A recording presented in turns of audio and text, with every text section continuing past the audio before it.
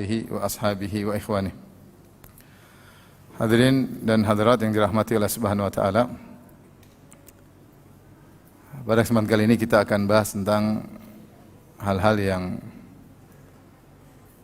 berbahaya buat akidah kita sebagai umat Islam, yang hal-hal yang berbahaya tersebut beredar di sebagian masyarakat, dilakukan oleh sebagian masyarakat yang mengkhawatirkan. Saya kumpulkan sebagiannya untuk saya sampaikan pada forum kita kali ini sebagai peringatan bagi kita dan juga bagi keluarga kita agar tidak menggampangkan permasalahan-permasalahan ini ya. Karena ini terkait dengan akidah seseorang. Tahu kita hidup di dunia cuma sebentar dan kita bertemu dengan Allah dengan membawa akidah yang kita yakini. Ya.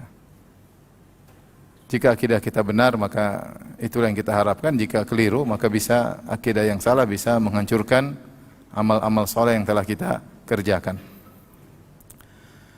Di zaman sekarang ini, orang berbicara seenaknya, zaman kebebasan mengutarakan, sehingga betapa sering orang berbicara tanpa memikirkan dampak dari apa yang dia ucapkan, asal ceplas-ceplos di medsos, apalagi komentar, dan itu yang terjadi.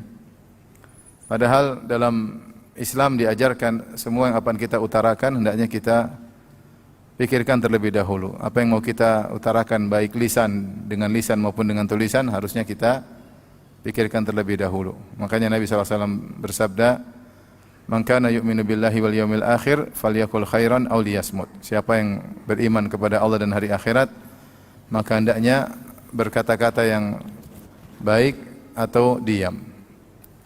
Dan Rasulullah SAW telah memperingatkan ada orang-orang yang hancur gara-gara salah berucap tanpa dia pikirkan terlebih dahulu. Dalam satu hadis kata Rasulullah SAW, "Inna rajula la yatakallamu bi kalimatin ma yatabayyanu fiha." Ada seorang berucap dengan satu kata-kata yang dia tidak cek terlebih dahulu. Ma yatabayyanu fiha itu dia tidak cross check ini bagaimana, benar atau tidak, salah atau tidak, dampaknya bagaimana. Dia asal ngomong. Yazil biha fi nari jahannam ab'ada ma bainal masyriq wal maghrib. Membuat dia terjerumus dalam neraka jahanam, dalamnya lebih jauh daripada jarak antara timur dan barat. Gara-gara satu ucapan dia tidak cross check terlebih dahulu. Latah, ikut-ikutan, keren-kerenan, gaya-gayaan, asal ucap. Itu zaman sekarang banyak sekali. Banyak sekali. Demikian juga Rasulullah SAW bersabda, "Inna rajula la yatakallamu bi kalimatin la yulqi laha balan yahwi biha fi nari jahannam." Seorang mengucapkan satu perkataan yang dia tidak memikirkan dampaknya, dia tidak peduli, asal ucap aja. Dia tahu mungkin salah tapi dia tidak duga ternyata dampaknya luar biasa. Ya. Maka membuat dia terjerumus dalam neraka jahanam. Oleh karenanya seorang dalam berkata-kata hendaknya dia waspada, terutama terkait dengan Allah, terkait dengan Rasulullah, terkait dengan syariat Allah, terkait dengan malaikat, terkait dengan perkara yang gaib, terkait dengan hukum-hukum Allah, maka asal jangan ceplas-ceplos. Ada orang-orang yang berhak berbicara, tidak semua orang berkata-kata, sehingga akan mencelakakan dia ya, di akhirat kelak. Rasulullah SAW pernah bercerita tentang dua orang yang saling berkawan, yang satu sering melakukan maksiat, yang satu rajin beribadah.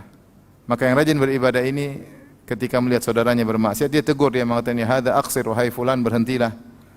Namun yang ditegur terus melakukan maksiat. Sampai berulang-ulang, akhirnya ditegur lagi, "Wahai fulan aqsir, wahai fulan, berhentilah." Rupanya yang bermaksiat jengkel, kemudian dia berkata, "Da'ni wa rabbi, tinggalkan aku dan Tuhanku, jangan ikut-ikut urusanku." Ya. "Abu ista alayya raqiba, apakah Allah mengutusmu sebagai pengawasku?" Yaitu, tidak cukupkah malaikat raqib atid? Kenapa kau ikut-ikutan mengurusku? Tentu ini perkataan yang salah. Karena dalam Islam ada namanya an-nahyu anil munkar, ada al-amr bil ma'ruf wan nahyu anil munkar, saling menasihati. Tapi karena dia jengkel, dia bilang gitu, "Ngapain kau tegur-tegur saya terus ya? Apakah kau diutus sebagai pengawasku khusus ya. Maka orang yang disampaikan ini pun marah, yang orang ahli ibadah tadi. Maka dia mengatakan, wallahi la yaghfirallahu lak. Demi Allah, Allah tidak akan mengampunimu. Dia mengambil kesimpulan dengan logika dia bahwasanya orang seperti ini tidak akan diampuni oleh Allah, dinasihati berulang-ulang malah menjawab dengan jawaban yang menjengkelkan. Maka Allah pun mematikan mereka berdua. Allah marah, Allah berkata, man dzalladzi ta'ala alayya alla aghfira li fulan. Siapa yang berani-berani bersumpah dengan namaku, aku tidak akan mengampuni si fulan. Aqad ghafartu lahu wa ahbattu amalak. Sungguh aku telah mengampuninya sedangkan engkau aku gugurkan amalanmu. Maka Abu Hurairah radhiyallahu anhu ketika meriwayatkan hadis ini berkata, takallama bi kalimatin aw baqad dunyahu wa ukhrahu. Sungguh orang ini telah mengucapkan satu perkataan yang membuat dia hancur dunia dan akhiratnya, Ini contoh satu kalimat kadang-kadang diucapkan tidak dipikirkan, akhirnya membuat seorang terjerumus dalam neraka jahanam. Kenapa? Dia berbicara tentang sifat Allah, membatasi rahmat Allah, bahwasanya Allah tidak mengampuni si fulan tanpa dalil. Ya, ini tentu tidak boleh. Maka Allah pun murka dan akhirnya menjerumuskan dia dalam neraka jahanam. Allah juga menyebutkan sebagian orang Quraisy dahulu ketika mereka berbicara di antara mereka, mereka pun ragu, kata mereka, apakah Allah tahu semua pembicaraan kita? Mungkin kalau kita angkat suara Allah tahu, kalau enggak, mungkin Allah enggak tahu. Maka Allah turunkan firman-Nya, "Wa ma kuntum tastatiruna an yashhada 'alaikum sam'ukum wala absarukum wala juludukum, walakin dhanantum anna Allah la ya'lamu katsiran mimma ta'malun, wa dzalikum dhannukum bi rabbikum ardaakum ya, fa asbahtum minal khasirin." Kata Allah Subhanahu wa taala, mereka ya menyangka, tidaklah kalian bisa menyembunyikan dari kesaksian pendengaran kalian, kemudian kesaksian penglihatan kalian, kemudian kesaksian kulit-kulit kalian, ya, kalian tidak bisa bersembunyi dari persaksian itu semua.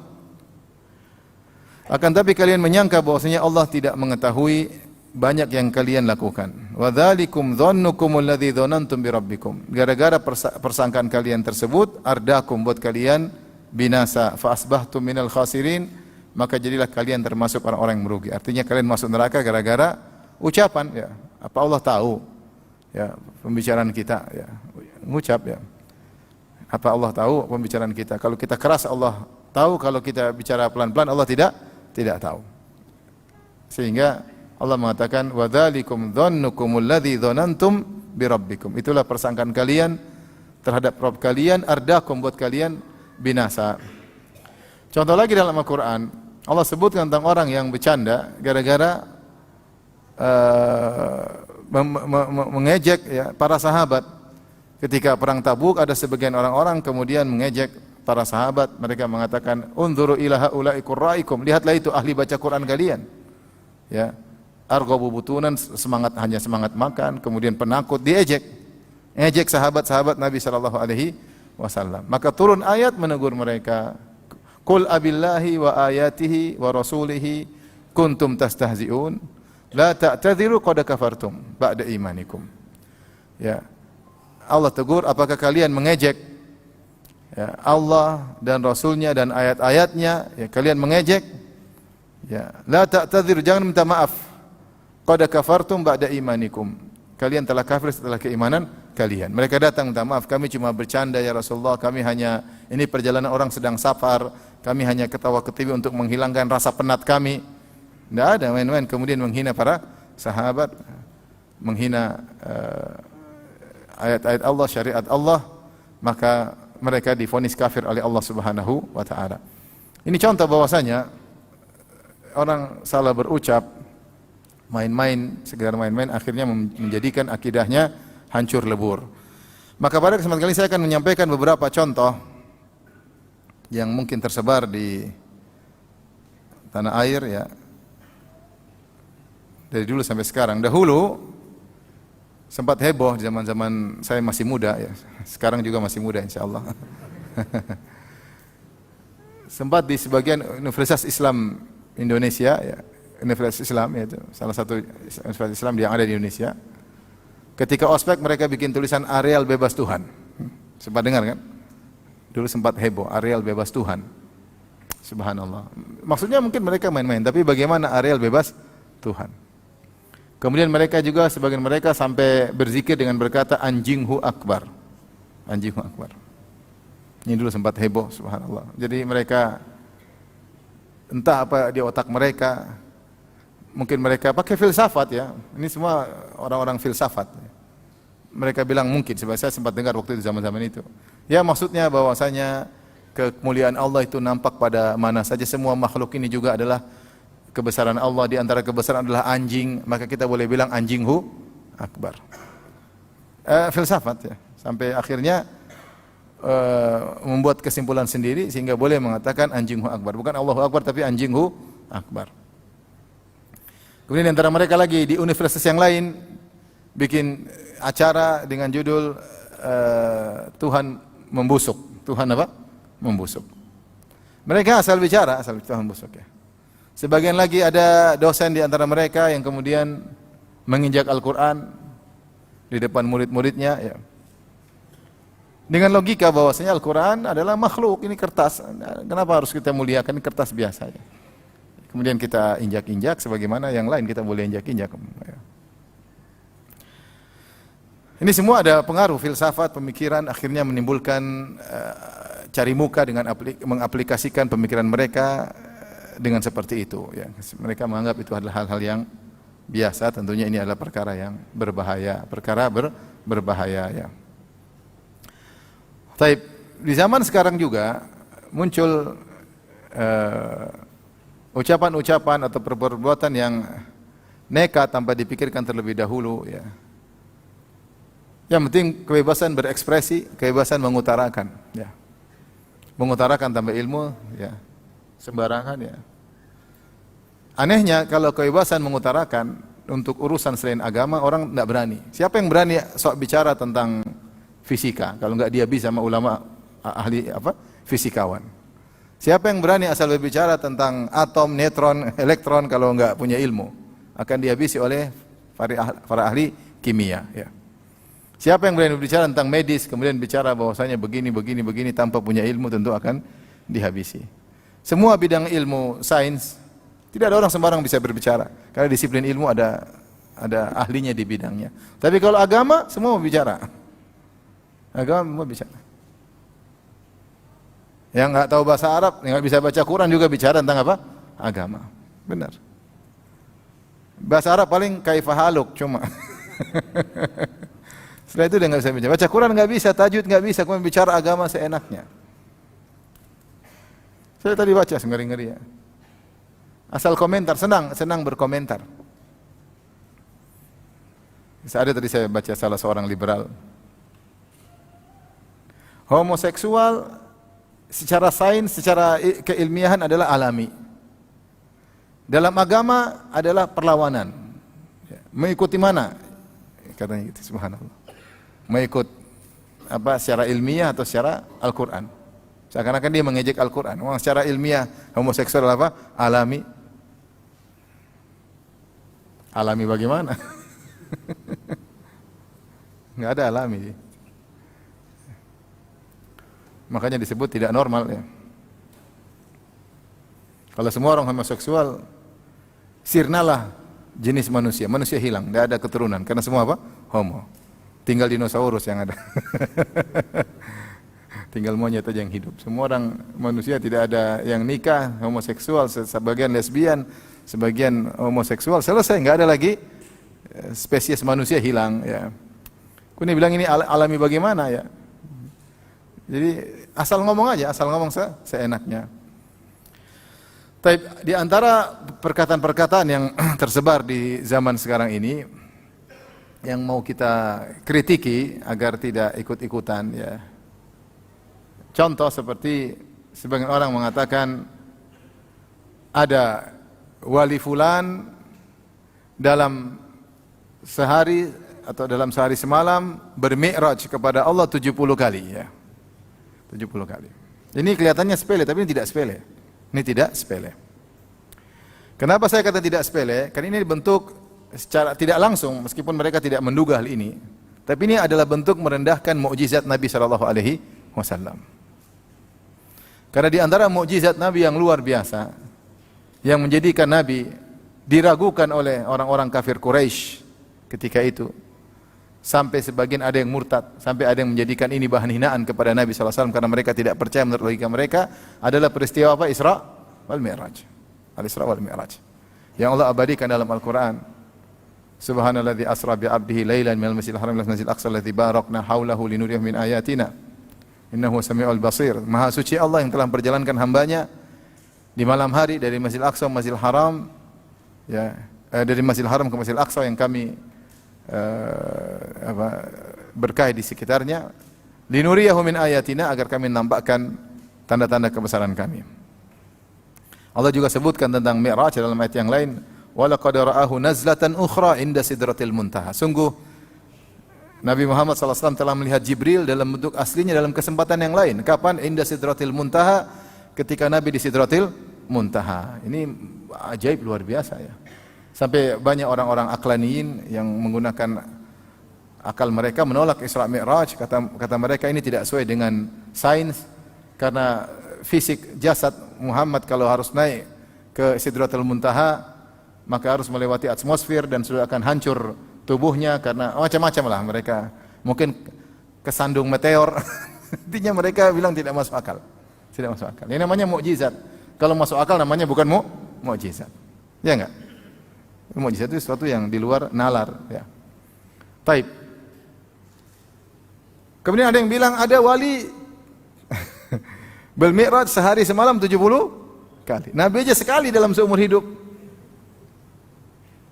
Gampang sekali. Nah, ini 70 kali Mi'raj. Kemarin lagi saya sempat nonton, ada yang bilang iktikaf kami baru turun dari Sidratul Muntaha. Subhanallah. Baru turun dari Sidratul Muntaha. Kami mendapati bahagia dari turun Sidratul Muntaha. Ini dia tidak tahu perucapan ini merendahkan mukjizat apa? Rasulullah sallallahu alaihi wasallam. Ini dibangun sebagian orang-orang Asy'ariyah yang berpemahaman seperti ini, dibangun karena memandang bahwasanya karamah sama dengan mukjizat. Saya sering sampaikan hal ini, bahwasanya karamah dan mukjizat sama dalam satu sisi, berbeda dalam sisi yang lain. Samaannya adalah sama-sama min khawariqil adah, itu perbuatan kejadian luar biasa. Karamah kejadian luar biasa, mukjizat juga kejadian luar biasa, tapi secara level berbeda. Contoh di antara karamah para wali yang Allah sebutkan dalam Al-Qur'an, misalnya yang dialami oleh Maryam. Zakaria ketika bertemu dengan Maryam, kata Allah, kullama dakhala alaihi Zakaria al-mihraba wajada indaha rizqa qala ya Maryamu anna laki hadha qalat huwa min indillah innallaha yarzuqu man yasha'u bighairi hisab. Setiap kali Zakaria masuk menemui Maryam sedang di mihrabnya, tempat ibadahnya, tiba-tiba mendapati makanan, padahal Maryam tidak keluar cari makanan. Makanan datang sendiri. Kemudian makanan tersebut aneh. Pertama datang sendiri, yang kedua Allah datangkan makanan, buah-buahan yang ada di musim dingin Allah hadirkan di musim panas, atau sebaliknya, buah-buah yang di musim panas Allah hadirkan di musim dingin. Maka Zakaria bertanya, "Anna laki hadza?" Dari mana? Maka Maryam berkata, "Qalat huwa min indillah." Dari Allah. Ini namanya apa? Karamah. Ajaib. Tapi kalau mukjizat levelnya lebih tinggi. Ini dijelaskan oleh Ibn Taimiyah dalam kitabnya An-Nubuwat. Maka tidak benar penyamaan antara karamah dengan mukjizat. Mukjizat Nabi SAW makanan sedikit jadi banyak. Sedikit jadi apa? Banyak. Ini mukjizat, ya. Sedikit jadi banyak. Ini tidak pernah dialami oleh para wali manapun, karena levelnya berbeda, ya, berbeda. Sehingga levelnya berbeda, tidak sama, ya, tidak sama antara karamah dengan mukjizat. Karamah ada, ya, seperti sahabat kemudian berjalan di atas air, ada karamah-karamah para sahabat, ya. Tapi mukjizat levelnya luar biasa. Seperti Al-Quran, siapa yang mau menyaingi Nabi SAW? Langsung Allah turunkan firman-Nya kepada Nabi Muhammad SAW. Di antara mukjizat Nabi adalah Isra dan Mi'raj. Dalam satu malam Rasulullah Isra Mi'raj. Kemudian datang seorang mengatakan, wali fulan Mi'raj 70 kali. Ini ngalahin Nabi. Nabi kurang keren. Nabi cuma sekali seumur hidup, dia sehari bisa 70 kali. Kalau setahun berapa coba kali? 70 kali 365 berapa? Banyak. Mi'raj bolak-balik. Allah sibuk ngurusin dia. Subhanallah.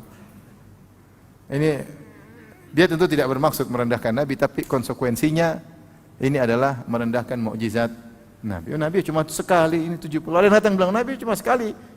Mbahku 70 kali, wah repot. Ini kan mbah saya yang bisa 70, mbah saya. Dapur Rasulullah cuma sekali. Ini orang hati-hati kalau berbicara, jangan sampai ya berlebihan gulu terhadap sebagian orang saleh, akhirnya mengkonsekuensikan merendahkan mukjizat Nabi Muhammad sallallahu alaihi wasallam ya. Contoh lagi, tersebar sebagian perkataan, tentu mungkin tujuannya baik tapi berlebihan terhadap seorang wali yang dianggap wali. Misalnya berkata, nanti kalau kamu masuk di kuburan, ditanya oleh malaikat Munkar dan Nakir, jawab aja, saya muridnya Mbah Fulan, ya, wali Fulan. Selamat. Ya. Baik. Ini bukan main-main ya. Rasulullah menjelaskan kalau seorang dikubur, kemudian didatang oleh malaikat, tanya, Man Rabbuk, wa madinuk, wa man nabiyuk. Siapa Tuhanmu? Apa agamamu? Siapa nabimu? Ya. Orang kalau tahu ini pertanyaan yang akan ditanya, tentu dia akan persiapan, dia belajar lebih dalam tentang agamanya, dia belajar tentang Nabi sallallahu alaihi wasallam. Kemudian dia akan belajar lebih banyak tentang Allah Subhanahu wa taala. Tapi kalau bilang pokoknya saya murid wali fulan, ya subhanallah. Ini seakan-akan Nabi ini bagaimana Mas? Terus buat apa Nabi cerita malaikat akan bertanya begini? Menggampangkan, Nabi suruh siapkan jawaban. Kau akan ditanya 3 pertanyaan, jawabannya gampang. Bilang saya muridnya wali fulan. Ini juga kalau kita konsekuensikan mengejek jawaban Nabi. Nabi yang suruh siapkan untuk menjawab 3 pertanyaan tersebut, malah katanya sudah gampang, enggak usah dipikirin, ya. Pokoknya kalau ditanya bilang saja saya muridnya Mbah Fulan. Ya, ini tentu tidak benar ya. Tidak benar. Jangan sepelekan hal-hal seperti ini. Ya. Dikira bertemu malaikat Munkar dan Nakir perkara sepele, perkara yang menakutkan. Ya, yang Rasulullah berlindung dari fitnah kubur. Ya. Rasulullah sebutkan itu agar kita waspada, agar kita persiapan, bukan untuk gampangin. Rasulullah sebutkan tentang pertanyaan malaikat Munkar dan Nakir itu buat apa? Buat kita persiapan, untuk kita gampang-gampangin. Buat kita persiapan. Bahwasanya kita akan ditanya, yang tidak bisa jawab akan disiksa oleh malaikat tersebut. Ini malah gampang. Gimana gampang? Bilang aja muridnya wali fulan. Ya akhi taqillah ya akhi. Ini enggak jadi kaum muslimin seperti itu gampang-gampangin ya. Sudah, yang penting saya muridnya fulan, aman. Ditanya malaikat Munkar Nakir, enggak usah jawabannya, jawabnya itu aja. Selamat. Ini dari mana bicara gaib ya? Dari mana kalau dia jawab itu enggak dipentung sama malaikat ya. Maka seorang seperti hal ini ya hal yang hati-hati. Oleh karenanya muncul fenomena orang menjadikan malaikat sebagai seperti bahan yang dianggap makhluk Allah, yang dianggap remeh, tidak diagung. Sementara Allah mengagungkan para malaikat. Ya. Allah bersumpah dengan malaikat, wal mudabbirati amra, demi malaikat-malaikat yang menjalankan urusan-urusan Allah Subhanahu wa taala. Allah sebut tentang para malaikat dengan bahwasanya mereka adalah makhluk yang luar biasa, yang tunduk dan taat kepada Allah Subhanahu wa taala dengan berbagai macam tugas-tugas mereka. Allah sebut tentang malakul maut, malaikat pencabut nyawa. Kemudian tentang seorang bicara tentang malaikat seperti jadi bahan mainan. Ini tidak boleh ya. Tidak boleh. Seperti dulu saya pernah dengar ada seorang wanita mengkritik hadis ya. Datang dalam hadis yang sahih, Rasulullah SAW bersabda, "Idza da'a ar-rajulu imra'atahu ila firashihi fa'abat fabata ghadban la'anathal malaikatu hatta tusbih." Kalau seorang laki mengajak istrinya untuk berhubungan di malam hari, lantas sang wanita tidak mau, tanpa udzur syar'i tidak mau, maka wanita ini akan dilaknat oleh malaikat sampai pagi hari. Kemudian dia komentar, apa urusan malaikat ikuti urusan rumah tangga? Subhanallah.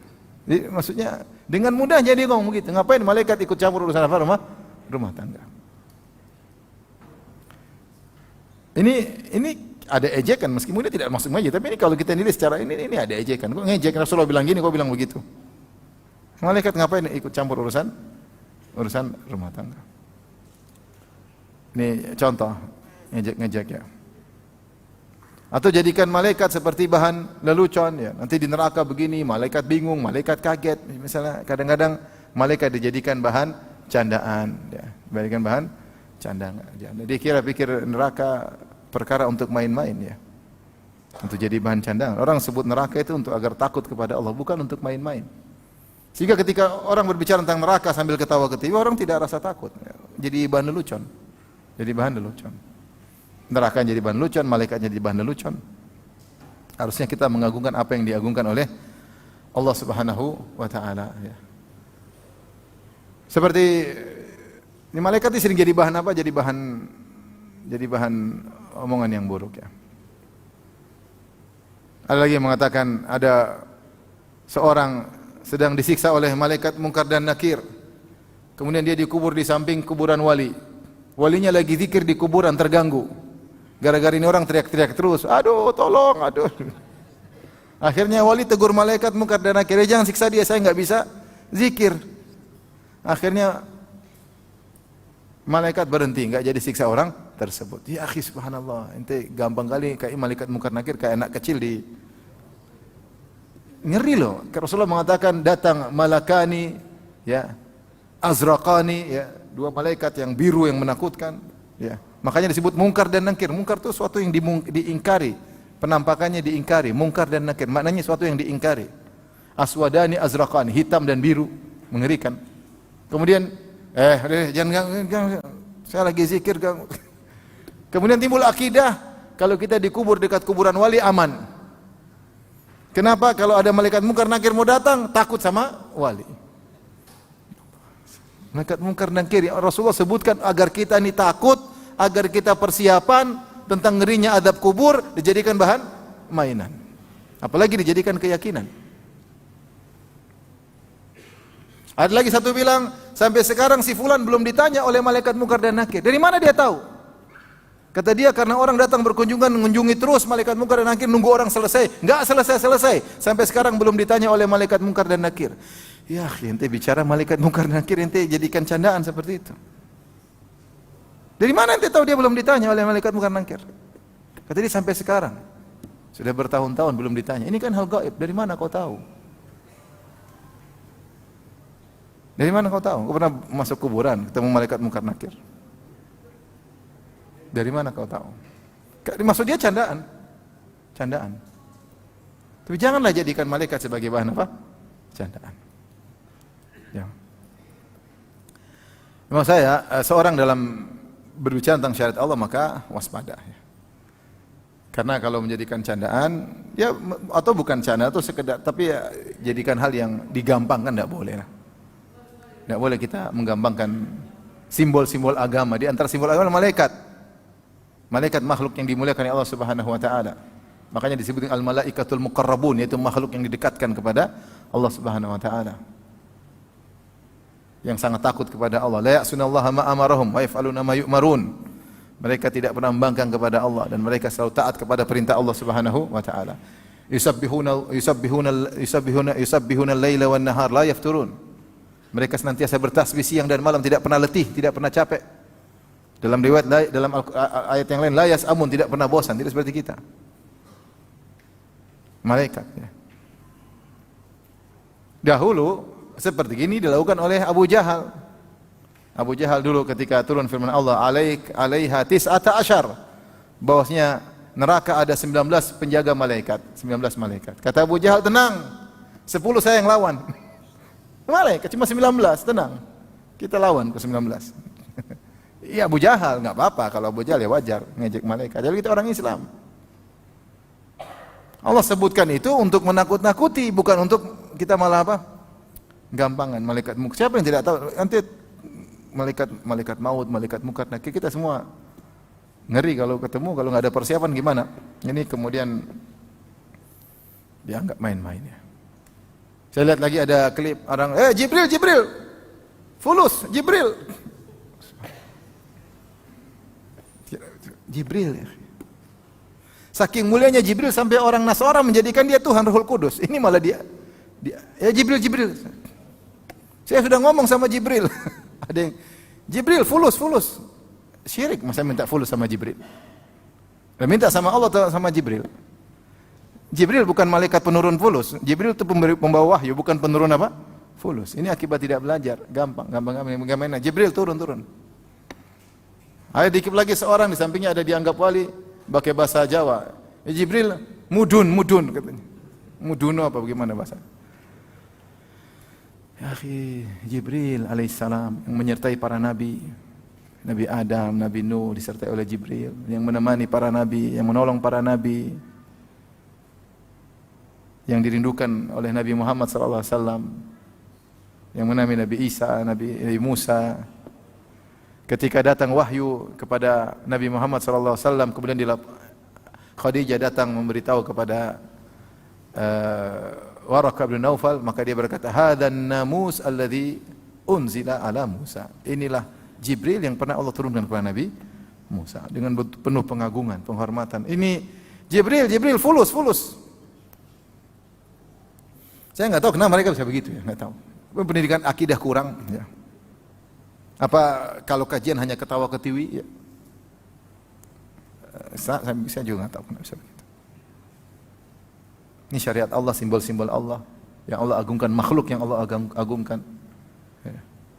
Allah agungkan Jibril dalam banyak Al-Quran, banyak dalam ayat Allah sebutkan tentang agungnya Jibril alaihissalam. Muta'un thamma amin, dia adalah pemimpin para malaikat, ditaati dan terpercaya, amanah. Kemudian Jibril sini, subhanallah. Jadi malaikat ini sering jadi bahan apa? Candaan oleh sebagian orang yang kurang mengagungkan syariat Allah Subhanahu wa taala ya. Tapi di antara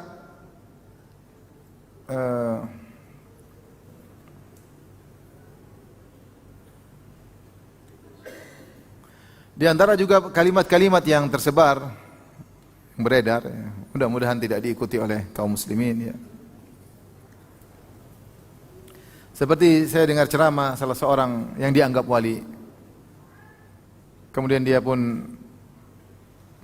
mengatakan kalian harus menghormati kuburan wali fulan. Ya. Kalian tahu siapa yang jaga kota kita? Yang jaga kota kita adalah wali fulan yang sudah meninggal. Ini maksudnya apa? Ketika seorang disuruh yakin bahwasanya yang menjaga kotanya adalah kuburan wali fulan. Apa yang dialami oleh masyarakat kalau seperti ini? Akhirnya masyarakat datang minta pengamanan, minta ketentraman, minta kenyamanan karena menganggap wali ini adalah penjaga apa? Penjaga kota tersebut ya. Ini tentu ada terkait dengan syirik tauhid rububiyah, terhadap tauhid rububiyah. Karena dalam keyakinan kita Allah adalah Ar-Rabb, dia satu-satunya Ar-Rabb. Ar-Rabb artinya yang mengatur, mencipta, jadi menguasai ya. Disebut dengan tauhid rububiyah. Ya, dialah Maha Esa dalam penciptaan, dia adalah Maha Esa dalam pemilikan, dan dia adalah Maha Esa dalam pengaturan. Yudabbirul amr. Dialah yang mengatur segala urusan ya. Allah tidak pernah menjadikan orang yang sudah mati menjaga suatu kota, enggak ada. Dia saja sang wali tersebut tidak bisa menjaga dirinya. Dia saja meninggal, dia sakit, dia tidak bisa menjaga dirinya ya. Bagaimana kemudian dikatakan dia menjaga suatu kota? Kawasan bukan satu RT, satu kota dijaga oleh wali tersebut. Menjadikan orang punya keyakinan macam-macam terhadap wali tadi ya. Seharusnya mereka fokus kepada Allah Subhanahu wa taala, gara-gara seperti ini punya keyakinan terhadap sang penghuni kubur. Inilah sebab-sebab kesyirikan yang mengantarkan orang akhirnya punya keyakinan terhadap penghuni-penghuni kubur. Terhadap penghuni-penghuni kubur ya. Rasulullah SAW saja tidak bisa mengatur kota Madinah, tidak bisa menjaga daerah di sekitarnya, enggak ada. Ya. Rasulullah SAW. Ya. Sampai ketika terjadi perang Uhud, Rasulullah SAW saja terluka, dia saja terluka, tidak bisa menjaga dirinya. Sahabat meninggal, dia tidak bisa jaga. Kalau dia bisa jaga, dia akan jaga. Buktinya ketika sahabat-sahabatnya meninggal, dia sedih. pamannya meninggal Hamzah, dia sedih, dia menangis. Kalau dia bisa jaga, kira-kira dia jaga Hamzah enggak? Bin Abdul Muttalib, dia akan jaga. Kalau dia bisa jaga, dia zalimun. Apakah mereka nanti akan bertaubat ataukah mereka diadab karena berbuat zalim, urusan Allah.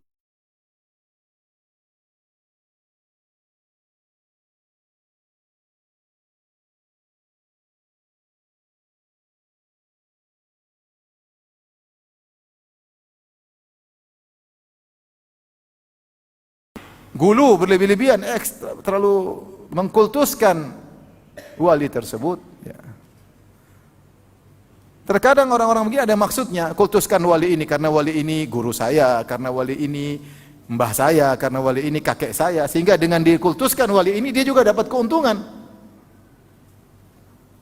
Ada dunia di balik itu, dunia di balik itu. Nah, saya tidak ingin kaum muslimin terbawa dengan keyakinan seperti ini, ngeri. Ini nyerempet-nyerempet.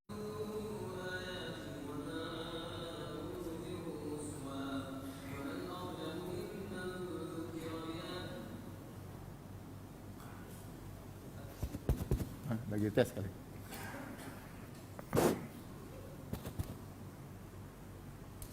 Sudah? Sampai di mana tadi?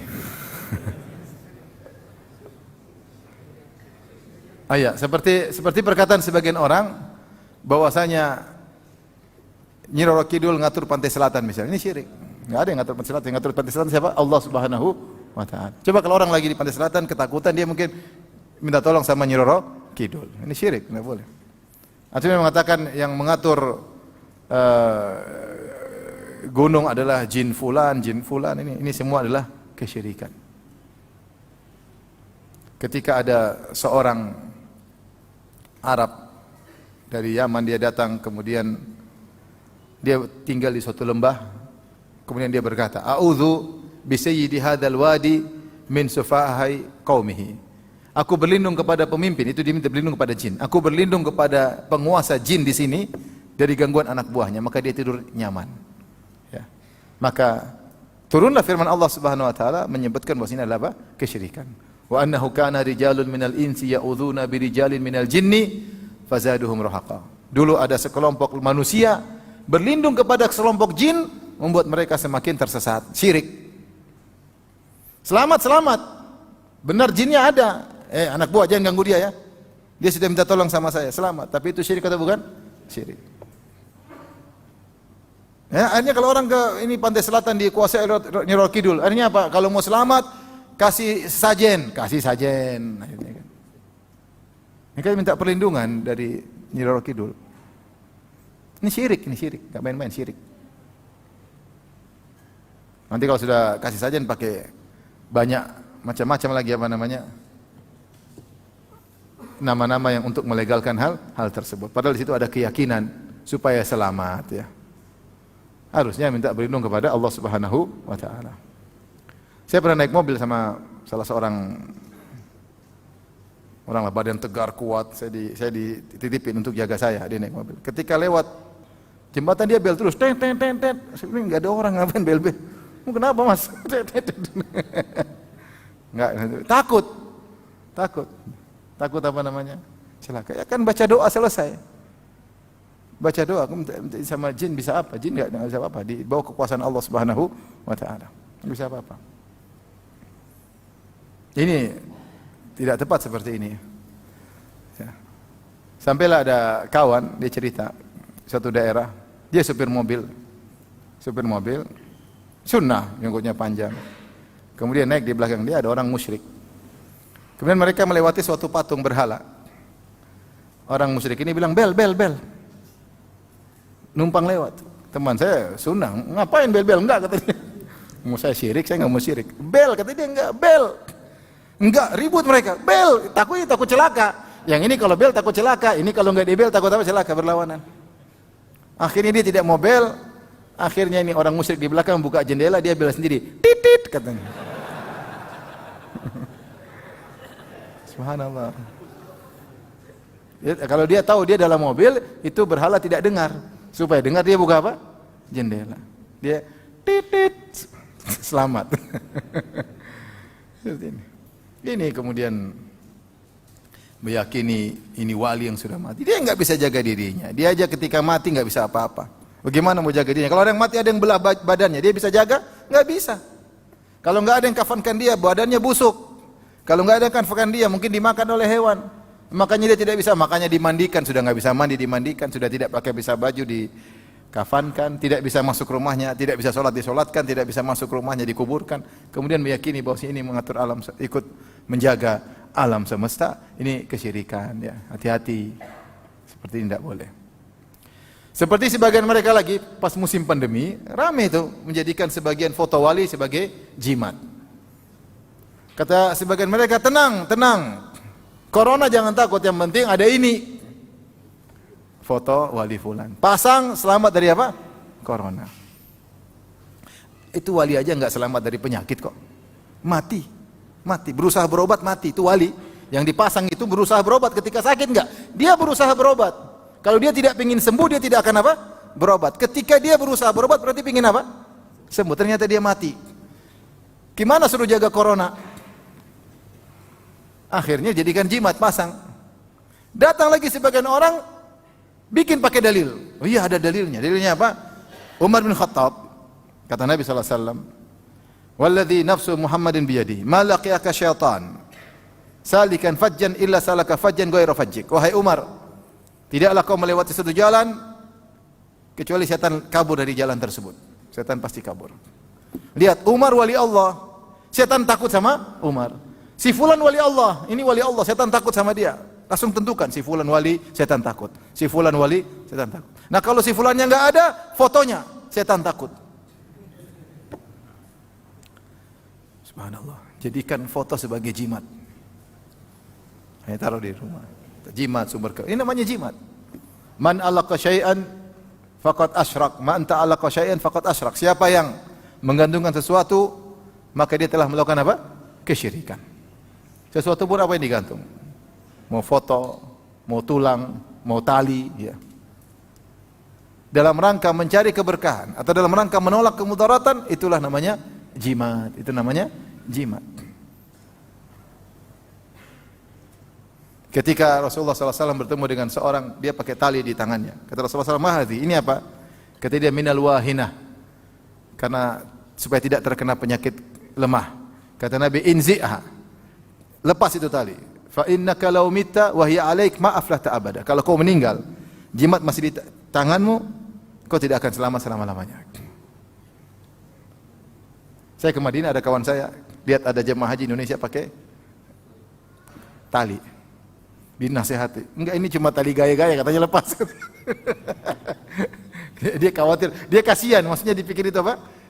Jimat. Jadi cuma gaya doang, tapi tetap dinasihati, enggak boleh gitu. Lepas juga ya. Maksud saya, kita harus ada apa ya, nama saya itu, ada, kalau ada hal-hal yang terkait dengan kesyirikan harus waspada, karena ini bukan dosa kecil. Kita juga bukan hanya tergerak gairah kita ketika melihat ada orang buka aurat, ada orang berzina. Bukan, syirik juga kita harus perhatian. Syirik lebih besar daripada zina. Syirik lebih besar daripada riba. Kalau terkait dengan nyerempet-nyerempet syirik jangan kita sepelekan ya. Ini ngajarin orang pakai jimat. Punya keyakinan terhadap foto, punya keyakinan dan macam-macam ya.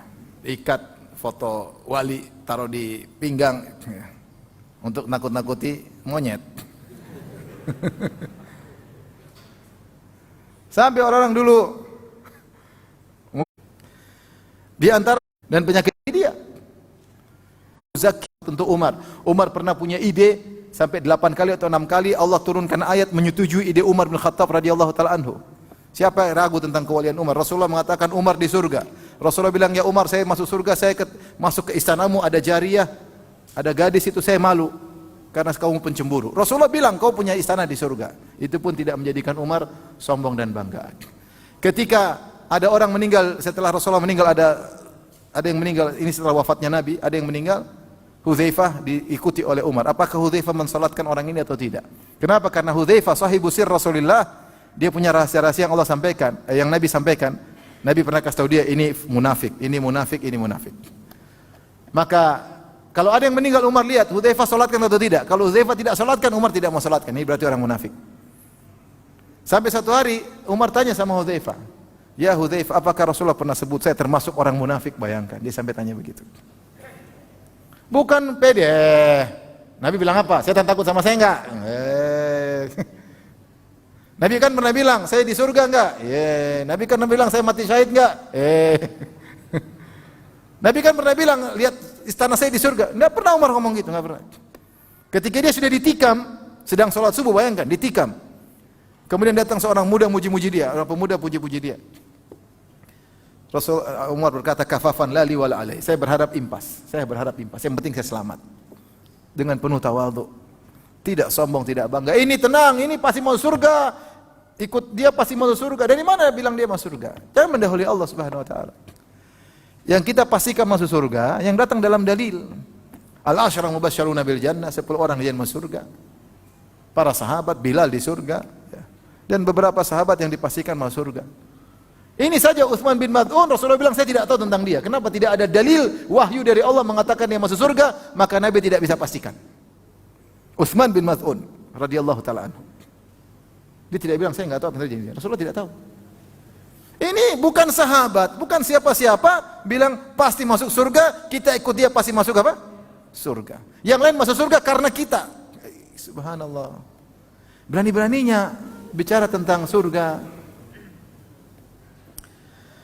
Ya maksud saya waspada, jangan sampai salah ngomong ya. Mendahului Allah Subhanahu wa taala, memastikan sesuatu yang gaib yang kita tidak ketahui. Sampai para ulama membahas tentang bolehkah kita mengatakan asyahid fulan. Si fulan mati dalam medan tempur, kita boleh bilang mati syahid boleh. Khilaf di kalangan para ulama. Jika maksudnya dia pasti mati syahid, maka tidak boleh. Jika maksudnya dia meninggal dengan cara syahid, iya boleh.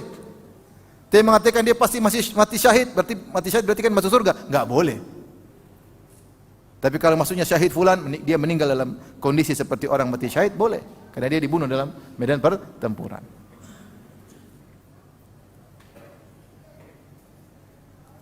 Baik.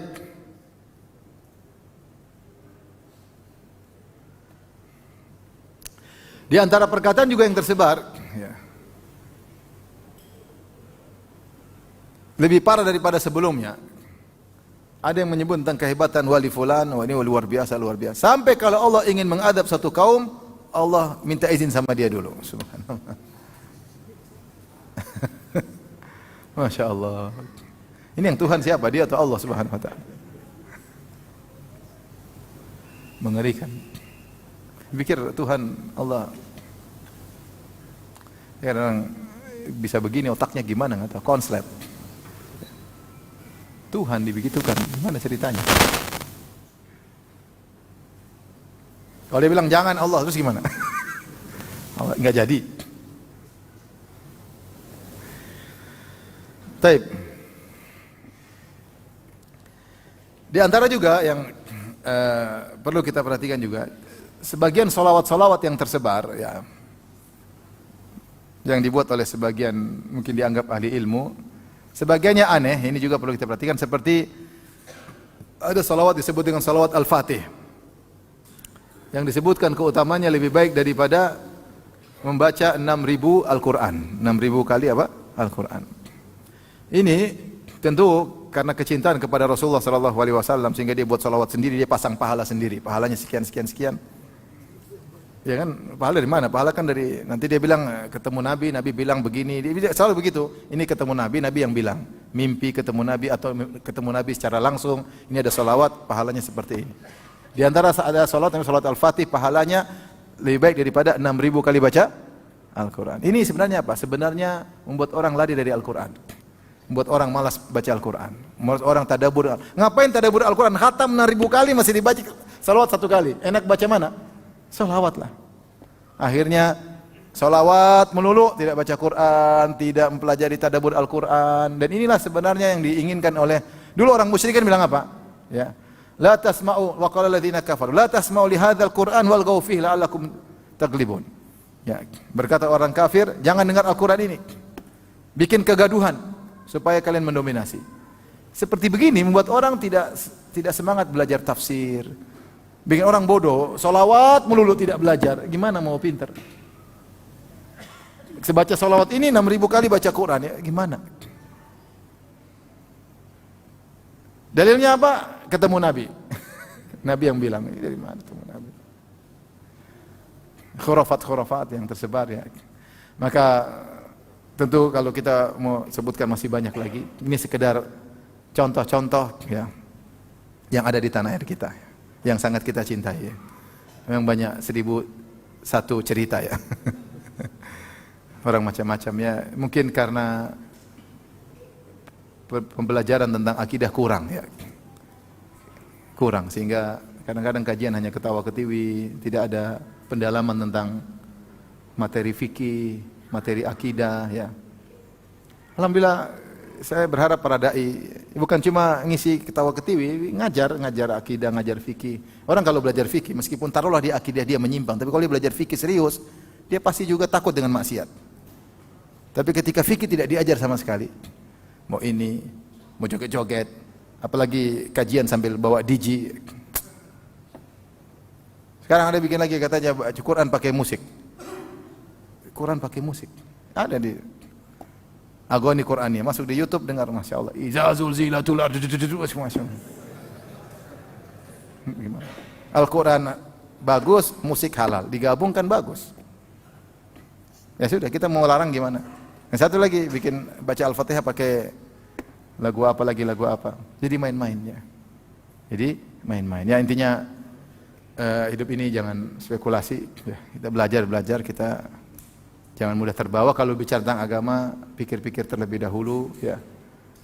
Jangan sampai kita salah ngomong kemudian kita celaka di akhirat kelak.